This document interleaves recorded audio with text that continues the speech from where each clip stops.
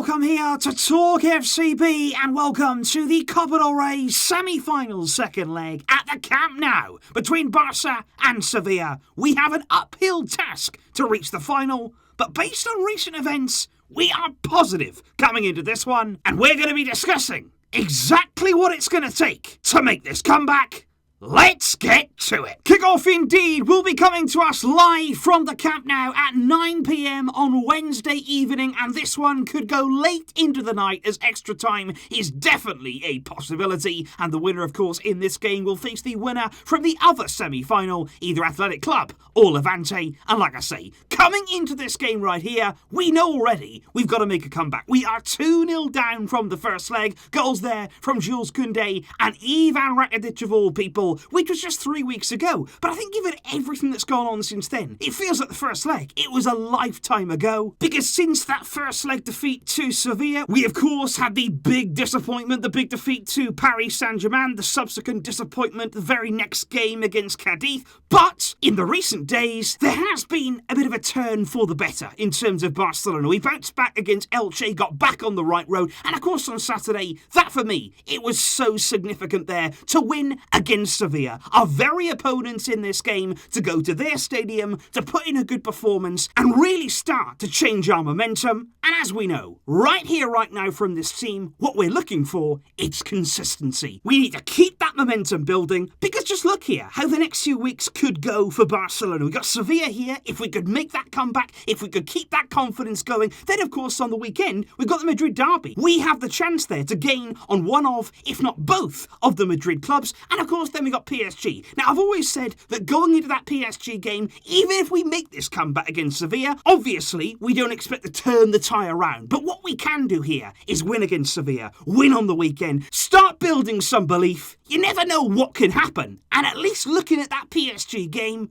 we can try and recapture some of that pride we lost. But of course, coming into this game, looking at this comeback, one thing that I do have to say, yes, we do need to score 2 goals. Yes, we do need to score 3 if we want to win the game outright. But what we have to do, what we really do have to do, is keep things solid at the back. If we concede 1 against Sevilla, remember, that's an away goal. If we concede 1, we will need 4, which isn't impossible, but it makes your job that much harder. Let's build some solid foundations. Let's be patient in our game, stay calm, we gotta keep ourselves in this tie, and let's get this done. And of course, like I say guys, on the weekend against Saturday, against Sevilla all people, we were very, very happy, not only with the result, but more importantly than that, the performance, and especially the tactics there, and the game plan that was deployed by Ronald Koeman. It was a big, big game for him, and he did come out on top. But of course, the big question now, just days later, against exactly the same team, are we gonna see the same system? Are we gonna see again 3 centre-backs, 3 at the back there, with the full-backs pushing on? It works so well for us, especially there in our pressing, winning the ball back, looking solid at the back, but I do think we have to be careful. I would like to see the same setup, I would like to see the same principles, but you just know that Sevilla, this time around, they're going to be planning for it. You know that Julian Lopetegui, who I think is a very good coach, he's one there who's going to be working hard on the training ground. Sevilla are going to be working on a plan to counter what we did on Saturday. This time, we won't have the element of surprise. So I just think here Koeman has got to stay on his toes. He's got to throw a few things out there, maybe make a few tweaks here or there, just to keep things fresh. In a big game like this is, Sevilla know what's coming, but let's make it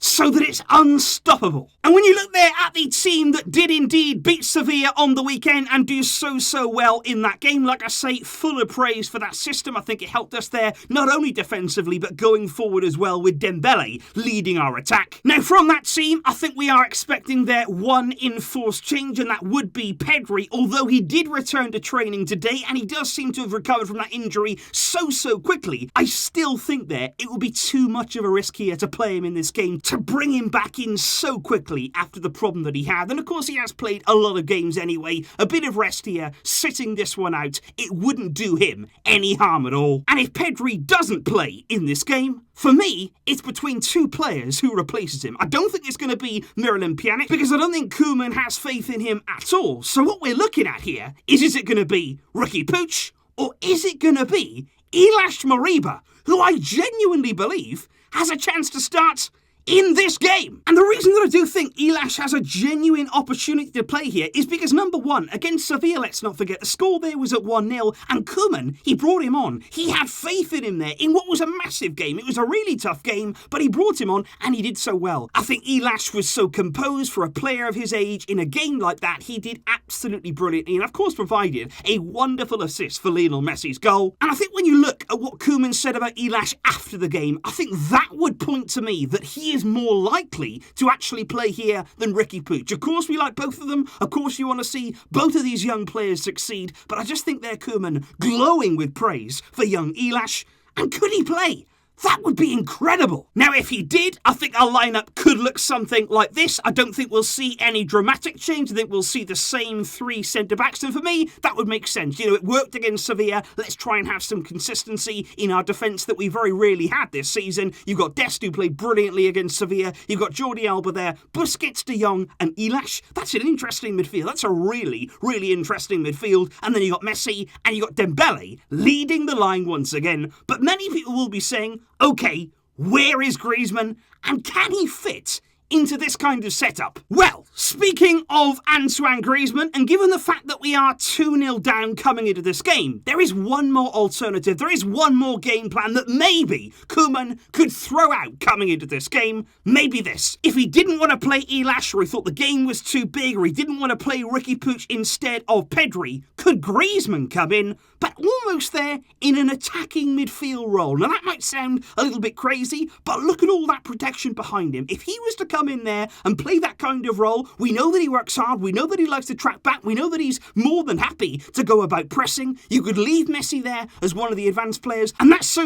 important. Even if Griezmann plays, I still want to see Dembélé as the most advanced player. I still want to see him on the shoulder, getting in behind. But if Koeman really wanted to go for it, and if he did want to include Griezmann in this team, maybe that's an alternative. And of course, guys, coming into this game, there have been plenty of predictions and plenty of people there getting involved in exactly how you see this game going. And I did give you many options ahead of this one. Barça there, progressing in normal time. Quite a few people believe that is a possibility. But as you can see there, the majority right now believe that we're going all the way. All the way there, deep into extra time, where Barça may come out on top. Could it go to penalties? That would be crazy. Barça to win, but Sevilla to progress. So if we won, say 1-0, something like that on the night, 2-1, we may win on the night, but it wouldn't be enough to take us through. But of course, some people too also believing that Sevilla may even win on the night and win the tie overall. But in terms of my own prediction, here's what we're going to do. Because on the weekend, as many of you pointed out, I predicted us there to draw, which I very rarely do. I don't often say that Barca are not going to win a game, but I didn't there, and you know what? We did. We won a big game. So here, in this game,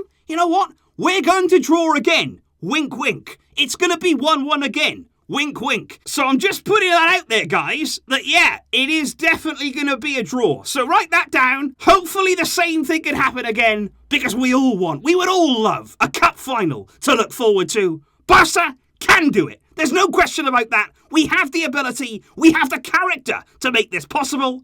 But again, we're looking at this team and saying, come on, give us something. Give us a performance. We are ready. And guys, I'll see you tomorrow. It's been a brilliant week.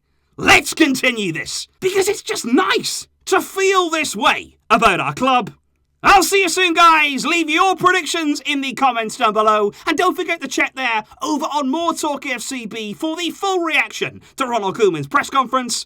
I'll see you tomorrow. But until next time, as always, Visca El Barça!